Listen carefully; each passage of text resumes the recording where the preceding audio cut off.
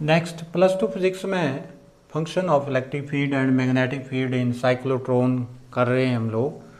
तो वैसे हमने पहले साइक्लोट्रॉन किया हुआ है, इसको हम आगे एक्सप्लेन करने जा रहे हैं। इसकी आज हम लिमिटेशंस पढ़ेंगे और इसके यूजेस पढ़ेंगे। और इस अभी जो है वो है function of electric field and magnetic field in cyclotron. तो इलेक्ट्रिक फील्ड और मैग्नेटिक फील्ड का साइक्लोट्रॉन में क्या फंक्शन है। तो पहला जो इलेक्ट्रिक फील्ड है that accelerate the charge particle, कि इलेक्ट्रिक फील्ड चार्ज पार्टिकल को क्या करेगी, एक्सेलरेट करेगी, उसकी वेलोसिटी को चेंज करेगी। अगर पहले कम है तो उसको क्या कर देगी, ज़्यादा कर देगी। और दूसरा क्या है, जो मैग्नेटिक फील्ड है that provide the circular path. Magnetic field के कारण वो charge particle follow the circular path, charge particle circular path को फॉलो करेगा। तो कहने का मतलब ये है कि दोनों ही electric field and magnetic field, electric field का काम है चार्ज पार्टिकल को एक्सेलरेट करना और मैग्नेटिक फील्ड का काम है चार्ज पार्टिकल को सर्कुलर पाथ प्रोवाइड करना। तो इसलिए चार्ज पार्टिकल जब भी साइक्लोट्रॉन में मूव करता है तो उसको एक्सेलरेट इलेक्ट्रिक फील्ड करवाती है और उसको circular path magnetic field provide करवाती है। तो इस ढंग से ये हुआ हमारा फंक्शन ऑफ इलेक्ट्रिक फील्ड। अब नेक्स्ट हम करने जा रहे हैं लिमिटेशंस ऑफ साइक्लोट्रॉन, कि साइक्लोट्रॉन की क्या लिमिटेशंस हैं।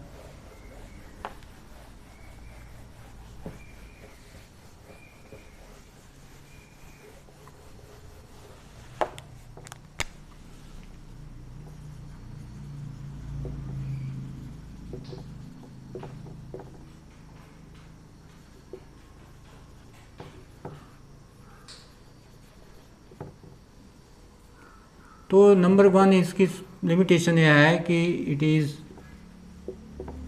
Used, it cannot be used to, it cannot be used to accelerate neutral particle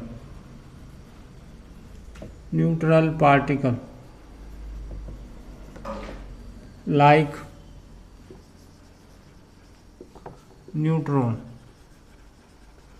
neutron को ये एक्सेलरेट नहीं कर सकता। दूसरा क्या है, दूसरा ये है कि हाँ, it can not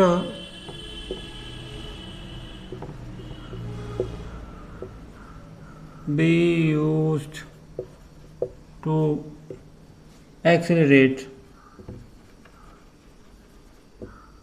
light particle like electron, electron को ये एक्सेलरेट नहीं कर सकता है, क्योंकि हल्का पार्टिकल होता है इसलिए वो उड़ जाएगा। तो तीसरा जो है वो है कि when the velocity of charge particle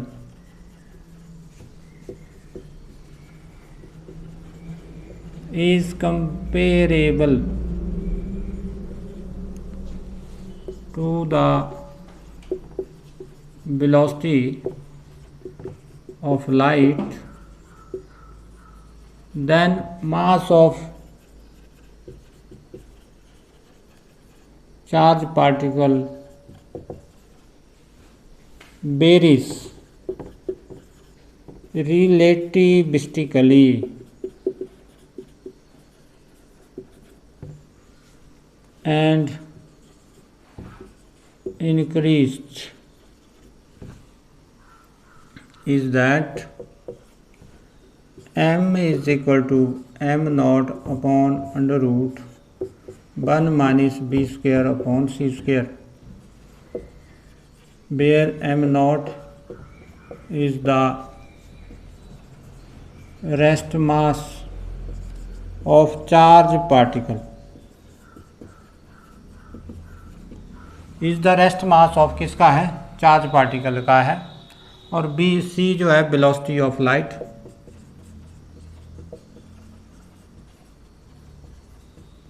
और B velocity of charge particle. तो इस ढंग से अब इससे होता क्या है, इससे देखो ये होगा due to that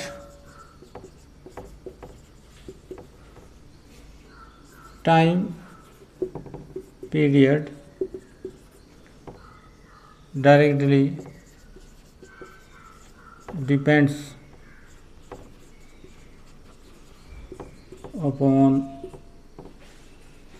mass of charge particle, mass of charge particle के मास के ऊपर ये डायरेक्टली क्या हो जाएगा, डिपेंड करेगा। अब ये डायरेक्टली डिपेंड कर रहा है तो इससे ये होगा कि जो टाइम ले रहा है चार्ज पार्टिकल गैप में पहुंचने के लिए, वो फिर ऑसिलेटर के टाइम के हिसाब से चेंज नहीं होगा, क्योंकि ऑसिलेटर तो ऑसिलेटर जो है वो डीज की पोलैरिटी को चेंज करता है। कहने का मतलब ये है कि पहले हमने बोला कि time is independent of the radius of circular path, और ये केवल टाइम पीरियड टाइम पीरियड जो है वो हर एक सर्कुलर पाथ में एक जैसा होगा, चाहे वो इनर हो चाहे पेरिफेरी हो, उसमें टाइम पीरियड एक जैसा होगा। परंतु अब नया फैक्टर आ गया है मास। अब टाइम पीरियड डिपेंड कर रहा है मास के ऊपर। ये कब की सिचुएशन है, जब velocity of the charge particle is equal या comparable to the velocity of light. तो उसमें चार्ज पार्टिकल का मास बढ़ना शुरू हो जाता है रिलेटिविस्टिकली। रिलेटिविस्टिक थ्योरी है आइंस्टाइन ने दी थी। तो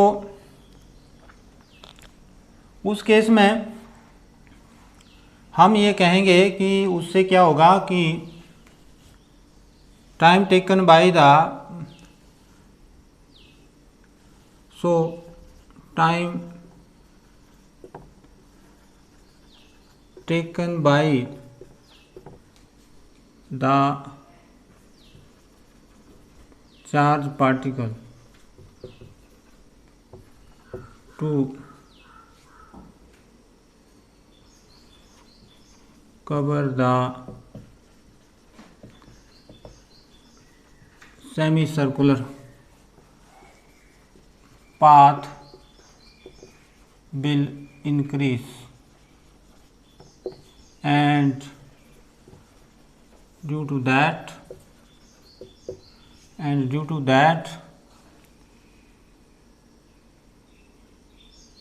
charge will not reach in the gap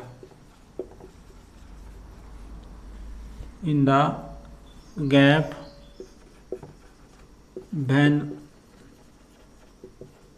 polarity of these change, and it will collapse and lost। हाँ, क्या है कि ये हमारे डीज थे जैसे हमने पहले किया। तो यहाँ चार्ज पार्टिकल कब पहुँचना चाहिए, जब जैसे ये पॉजिटिव चार्ज पार्टिकल है तो यहाँ इसने कवर किया सेमी सर्कुलर पाथ। अब 5 सेकंड बाद जो है वो पोलैरिटी चेंज हो रही है किसकी, डीज की। तो ये 5 सेकंड के बाद ही यहाँ पहुँचना चाहिए, कहाँ, डी में, क्योंकि 5 सेकंड के बाद ये पॉजिटिव चार्ज क्या होगा, ये नेगेटिव हो जाएगा और ये पॉजिटिव हो जाएगा। तो इस 5 सेकंड के बाद फिर ये क्या करेगा, ये डी जो है ये इस पॉजिटिव चार्ज को अट्रैक्ट करेगी और ये डी जो है सेमी सर्कुलर पाथ फॉलो करेगी। परंतु ये कई केस कब है, जब सेम टाइम है सभी सर्कुलर पाथ के लिए, इसके लिए भी सेम है, इसके लिए भी सेम है, इसके लिए भी सेम है, अंडरस्टैंड। परंतु अब क्या हुआ, अब हमने velocity of charge particle will be equal to the velocity of light कर दी। तो उसमें इस अब चार्ज पार्टिकल का मास बढ़ने शुरू हो गया। जब चार्ज पार्टिकल का मास बढ़ने शुरू हो गया तो जो टाइम है वो ज़्यादा लेगा।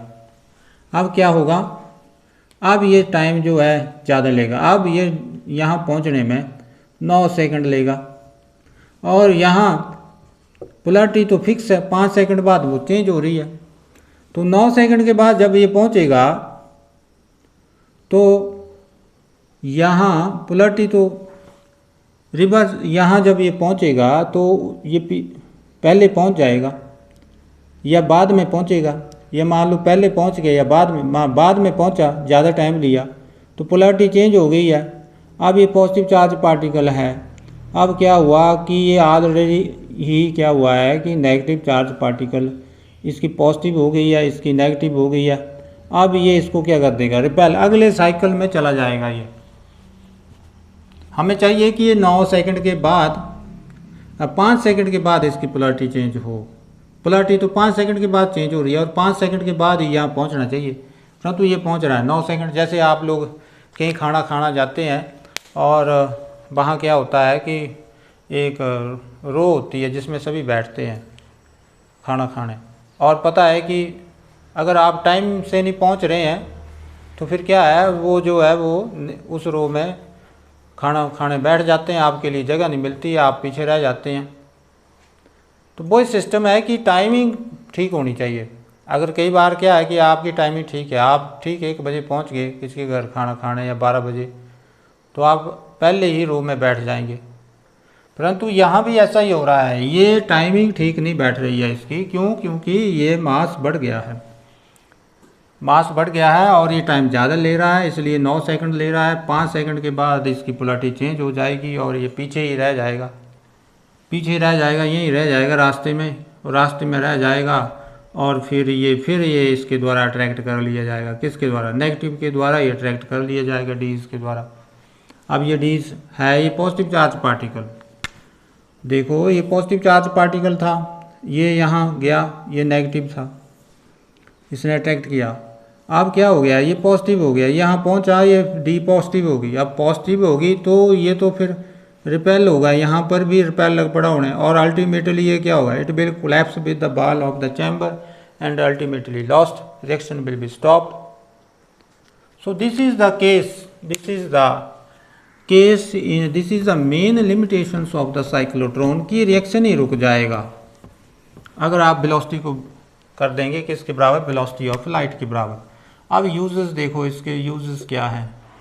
पहला यूज तो ये है कि it is used to make radio active substances for medical science. Medical science में रेडियो एक्टिव सब्सटेंसेस बनाने के काम आता है। दूसरा यह है कि it is used to synthesized the fresh substances, जो फ्रेश सब्सटेंसेस हैं उनको सिंथेसाइज करने के काम आता है। और तीसरा जो है that is it is used to carry out the nuclear disintegration।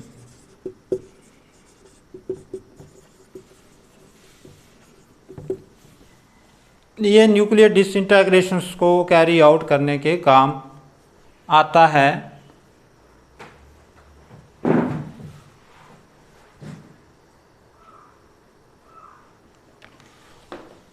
So it is used to carry out the nuclear disintegrations, and last is it is used